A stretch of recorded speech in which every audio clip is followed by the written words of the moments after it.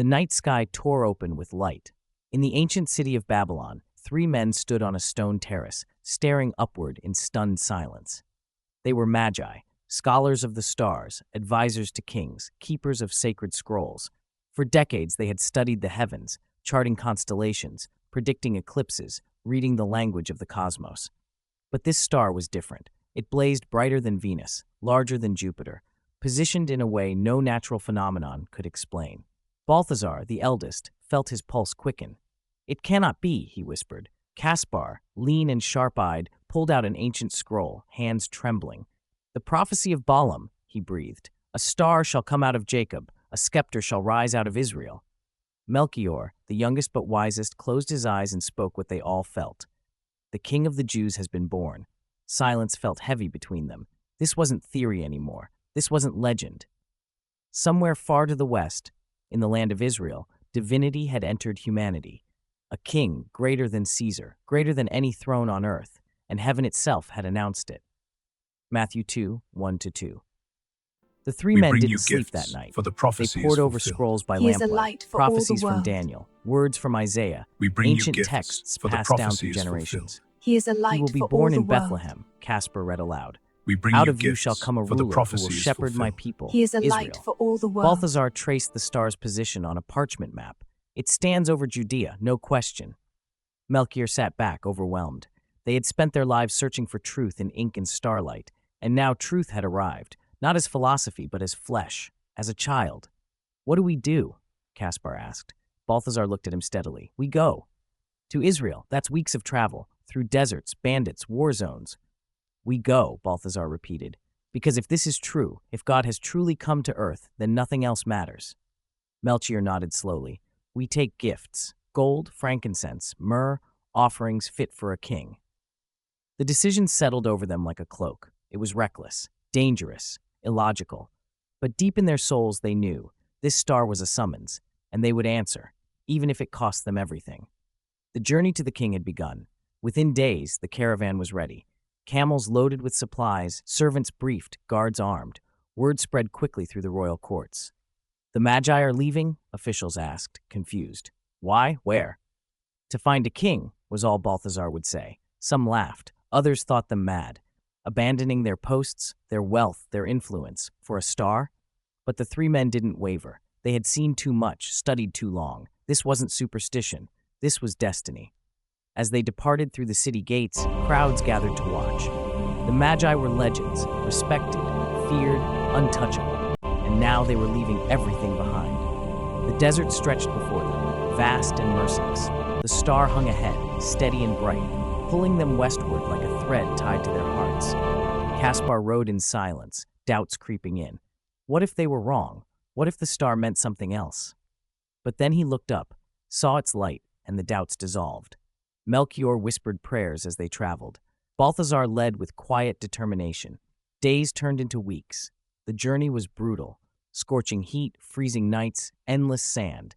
But every evening, the star reappeared, and every morning they rose and followed, because some callings cannot be ignored. Matthew 2, 1-2. News travels fast in the ancient world, especially news of powerful men on a strange mission. By the time the Magi's caravan approached Jerusalem, whispers had already reached the palace. King Herod sat on his throne, fingers drumming against the armrest. His advisor stood before him, nervous. 3 Magi from the east, my lord, scholars, astronomers, they're asking about a newborn king. Herod's face hardened. A what? A king. They say a star appeared, signaling his birth. They've come to worship him. The room went cold. Herod's jaw clenched, his knuckles white. He had clawed his way to this throne through blood and betrayal. He'd killed rivals, family members, anyone who threatened his power. And now, a child, a prophesied king? His voice came out low and deadly. Find out everything, where this child is supposed to be born, what the prophecies say, and bring those Magi to me. The advisor bowed and hurried out. Herod stood, pacing like a caged animal. His mind raced with paranoia. If the people believed a new king had come, they'd abandon him. Revolt, destroy everything he'd built. He couldn't allow it, wouldn't allow it. His eyes narrowed. If this child existed, he would find him, and he would end the threat, permanently. Matthew 2, verse 3. The summons came quietly, A palace messenger approached the Magi's camp outside Jerusalem. King Herod requests your presence. Balthazar exchanged glances with the others. They hadn't expected this. When? Now. They followed the messenger through marble halls into Herod's private chamber. The king sat waiting, his smile thin and sharp.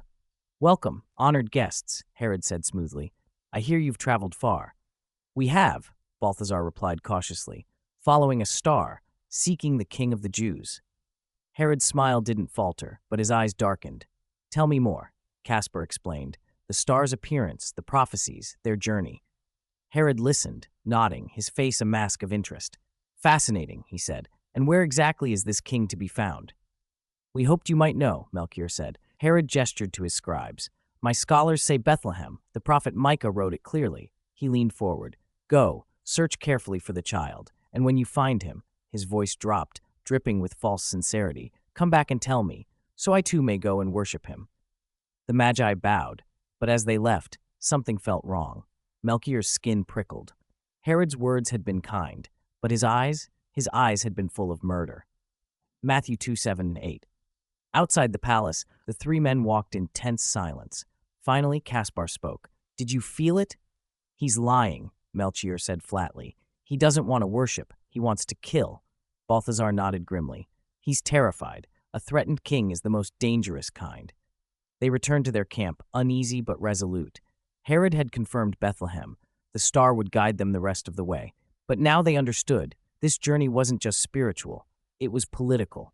Deadly. They were walking into the center of a conspiracy. Inside the palace, Herod paced his chambers, mind churning. He had set the trap perfectly.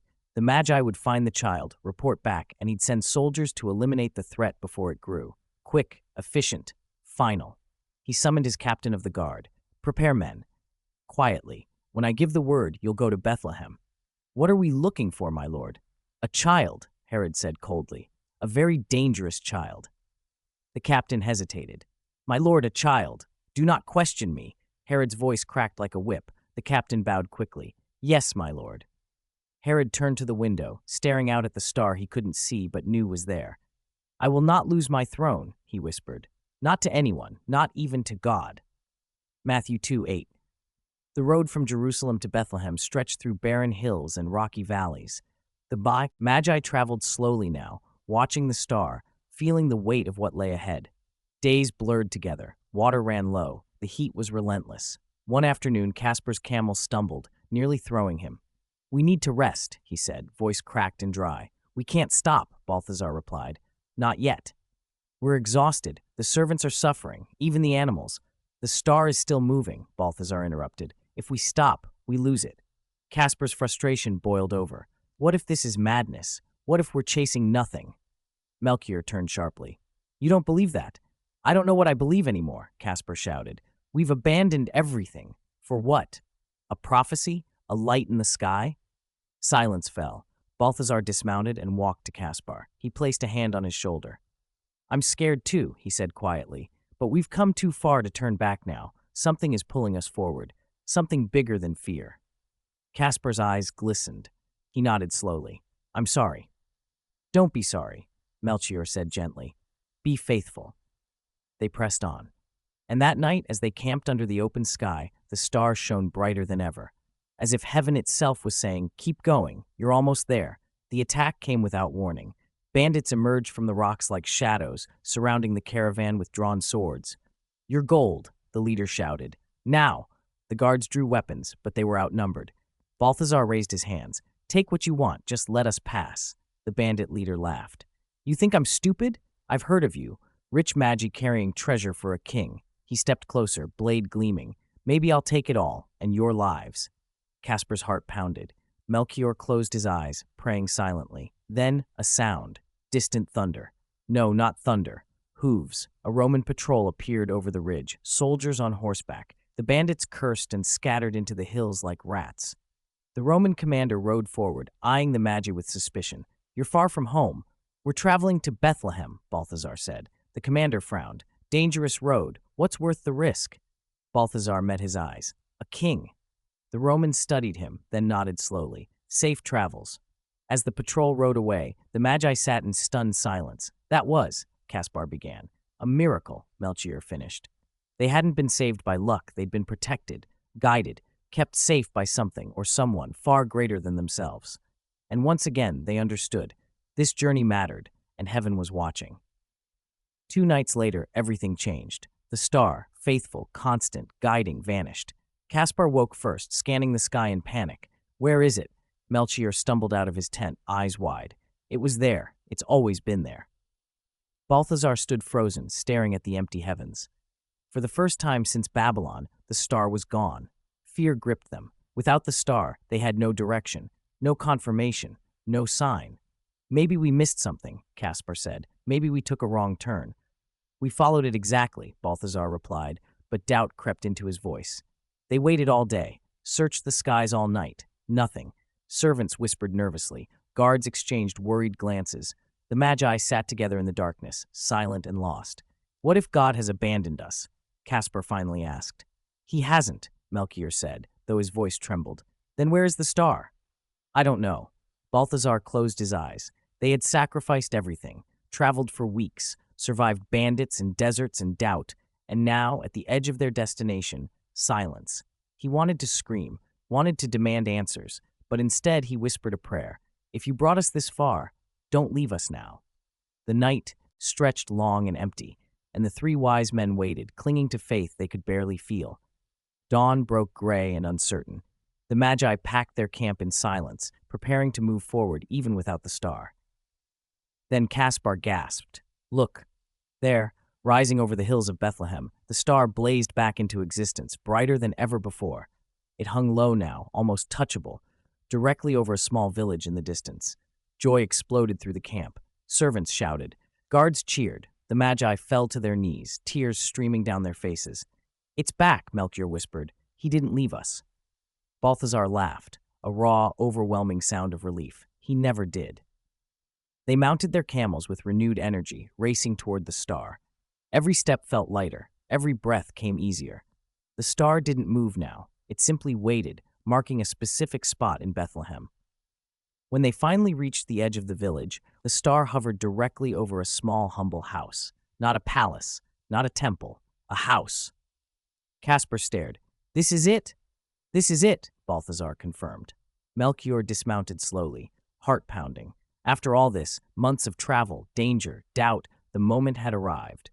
Somewhere inside that house was the king they'd been searching for, the king heaven had announced, the king the world desperately needed. They gathered their gifts and walked toward the door, and the star shone above them, faithful and brilliant and impossibly bright. Matthew 2, there's 9-10. The door opened. A young woman stood there, holding a small child. Her face was kind but wary. Behind her, a man, a carpenter by the look of his hands, stepped forward protectively. Peace, Balthazar said gently. We've traveled far. We're looking for the child born King of the Jews. Mary's eyes widened. Joseph's hand moved instinctively to her shoulder. How did you? Joseph began. A star, Melchior said, pointing upward. It led us here. Mary looked at the child in her arms. Jesus, now a toddler, maybe 2 years old. His eyes were bright and curious, watching the strangers with an intensity that seemed beyond his years. The Magi stepped inside the small home. It was simple, poor. Nothing about it suggested royalty, and yet something filled that room. A presence, a weight, a holiness that made their knees weak. Caspar was the first to kneel, then Melchior, then Balthazar. 3 of the most powerful men in the Eastern world, bowing before a child in a peasant's house. Tears streamed down their faces. This was him, the king. Not dressed in purple, not surrounded by armies, just a boy held by his mother, smiling at them with innocent wonder. And in that moment, they understood. True kingship wasn't about crowns or thrones. It was about purpose, about destiny, about God becoming small so humanity could become great. Matthew 2:11. They knelt in silence, overwhelmed. Mary watched them, confused but deeply moved. Joseph stood back, barely breathing. The Magi had traveled thousands of miles, crossed deserts, survived bandits, followed a star through doubt and danger. And now they bowed, not out of obligation, not out of fear, out of recognition. Balthazar lifted his head, tears still wet on his cheeks. We bring gifts, he said softly. Caspar opened the first chest. Gold coins gleamed in the lamplight. For a king, he said, placing it at Jesus' feet. Melchior opened the second chest. Frankincense, rare, precious, used only in temple worship. For a priest, he said, for God himself. Balthazar opened the third chest. Myrrh, a burial spice, bitter and fragrant. For sacrifice, he whispered, though he didn't fully understand why the word came to him. Mary's breath caught. She remembered the prophecy Simeon had spoken when Jesus was a baby. A sword will pierce your own soul too. She looked at the myrrh and felt a chill. Joseph stepped forward, helping the Magi to their feet. "Thank you," he said quietly. "You've honored us beyond measure." "No," Melchior replied. "He has honored us." Jesus reached out, tiny hand touching Balthazar's face. The old scholar's heart broke open. He'd spent his life searching for truth, and here it was. Not in scrolls, not in stars, in the eyes of a child who somehow contained all of heaven. The Magi stayed through the evening, speaking quietly with Mary and Joseph. They told of the star's appearance, the prophecies, the journey. Mary listened, storing every word in her heart. "Others will come," Caspar said, "when word spreads." "Let them," Joseph replied. "This child is not ours to hide." But Balthazar felt uneasy. "King Herod asked us to report back, to tell him where the child is." Joseph's face darkened. "Herod? He said he wanted to worship," Melchior added. "But we didn't believe him." "You were right not to," Joseph said grimly. "Herod worships only power." Silence fell. The Magi looked at each other, suddenly understanding the danger. If Herod knew Jesus' location, he would strike. As night deepened, the Magi prepared to sleep. But Balthazar couldn't rest. He stared at the gifts they'd brought, seeing them with new eyes. Gold, because Jesus would be a king, but not like any king before him. Frankincense, because he was divine, God wrapped in flesh. Myrrh, because he would die. The word settled heavy in Balthazar's chest. This child, so full of life and light, was destined for suffering, for sacrifice. He didn't know how he knew, but he did. The gifts weren't just symbols, they were prophecies, and heaven had used the Magi to deliver them. Matthew 2:11. That night, the dream came. Balthazar woke with a gasp, heart racing. An angel had spoken, clear, commanding, undeniable. "Do not return to Herod. Go home by another route." He sat up, shaking. Across the room, Melchior stirred. "I had a dream," he whispered. "An angel warned us not to go back," Caspar finished, sitting up too. All three had received the same message, the same warning. They looked at each other in the darkness, understanding immediately. Herod's intentions were murderous. If they reported Jesus' location, they'd be signing his death warrant. "We leave before dawn," Balthazar said, "and we tell no one where we've been." They woke quietly, gathering their things. Joseph met them at the door. "You're leaving?" "We have to," Melchior said. "And you should too. Herod—" "I know," Joseph interrupted softly. "I've been warned as well." The men clasped hands. No words were needed. They'd been brought together by heaven, and now heaven was scattering them for protection. As the Magi slipped out of Bethlehem, heading east by a different road, they looked back once. The small house stood silent in the pre-dawn darkness. Inside, a child slept, unaware of the kings who knelt before him, unaware of the danger closing in, but not unprotected, never unprotected. Matthew 2:12. The Magi traveled fast, avoiding main roads, skirting Jerusalem entirely. Servants asked questions, but the three men stayed silent. By the time they crossed back into the desert, Bethlehem was far behind. Caspar finally spoke. "Herod will be furious." "Let him be," Balthazar replied. "We answered to a higher king tonight." Melchior rode in thoughtful silence, replaying everything. The star, the journey, the child, the dream. It all fit together too perfectly to be chance. They'd been used, chosen, guided by invisible hands through every step. "Do you think he'll be safe?" Caspar asked. "The child?" Balthazar glanced back toward Judea. "I don't know, but I know this. Heaven didn't bring us all this way just to let him die as a toddler." Melchior nodded. "Whatever happens next, it's beyond us now." They rode in silence, the weight of their obedience settling over them. They defied a king, risked execution, all to protect a child they'd only just met. But it felt right. More than right, it felt essential. Behind them, in Jerusalem, Herod waited. Days passed, then a week. The Magi didn't return. His patience snapped like a dry branch. "Find them!" he screamed at his guards. But the Magi were gone, vanished into the east, and with them, any hope Herod had of locating the child quietly. His face twisted with rage. If he couldn't find one child, he'd eliminate them all. Herod's voice echoed through the palace, cold and final. Send soldiers to Bethlehem. Kill every male child 2 years old and under. His advisors stared in horror. My lord, that's— Do it, Herod roared. I will not be overthrown by a child. The order went out. Soldiers mounted horses, swords gleaming. Within hours, they were riding toward Bethlehem. In the village, mothers sensed something wrong. An unnatural quiet fell. Then the soldiers arrived. What followed was unspeakable. Screams tore through the streets. Mothers clutched their babies, begging for mercy. There was none.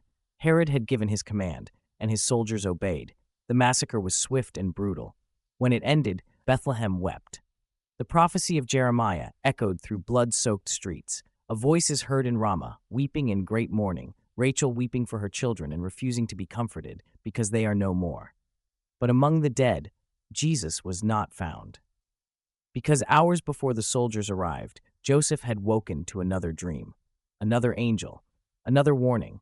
Get up, take the child and his mother and escape to Egypt. Stay there until I tell you, for Herod is going to search for the child to kill him. Joseph hadn't hesitated. By the time Herod's men reached Bethlehem, the Holy Family was already gone, hidden by darkness, protected by God. Matthew 2:16. The flight to Egypt was desperate and silent.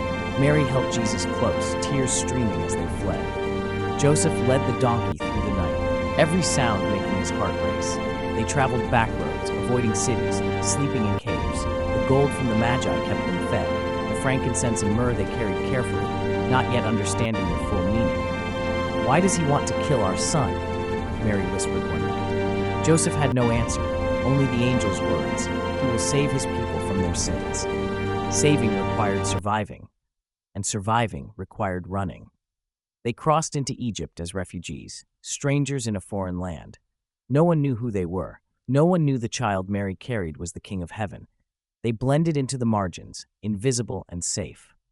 Back in Bethlehem, the weeping continued. Families buried their sons. Hatred for Herod grew, but the king felt no remorse. He had secured his throne, or so he thought. In Egypt, Jesus grew. He learned to walk on foreign soil, learned to speak with an accent that wasn't Hebrew. And Mary watched him, remembering the angel's promise, the shepherd's visit, the Magi's gifts.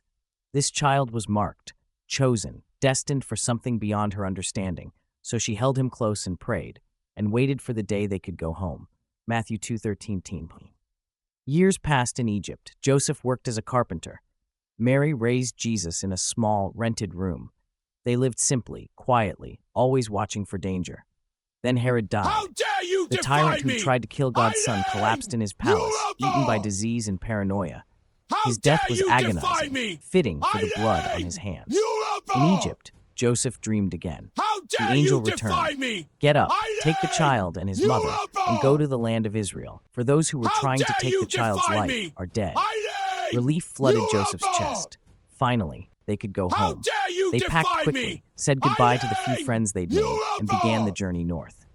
But when they reached Israel, Joseph heard troubling news. Herod's son, Archelaus, now ruled Judea, and he was just as cruel as his father. Fear gripped Joseph again. Another dream, another warning. Go to Galilee.